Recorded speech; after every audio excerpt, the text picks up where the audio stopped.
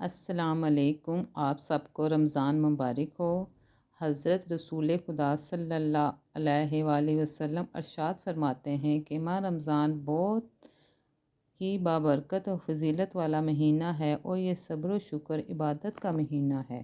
اب میں آپ کو بتاؤں گی کہ پہلی رمضان کو آپ نے کون سا وظیفہ پڑھنا ہے۔ ماہ رمضان کی پہلی شب، ماہ رمضان کی پہلی شب بعد نماز عشاء ایک مرتبہ سورہ فتح پڑھنا بہت افضل ہے۔ آج ماہ رمضان کی پہلی شب ہے۔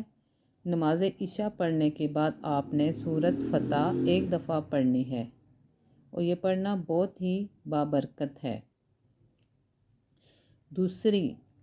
دوسرا وظیفہ، ماہ رمضان کی پہلی شب بعد نماز تہجد آسمان کی طرف منہ کر کے 12 مرتبہ یہ دعا پڑھنی بہت افضل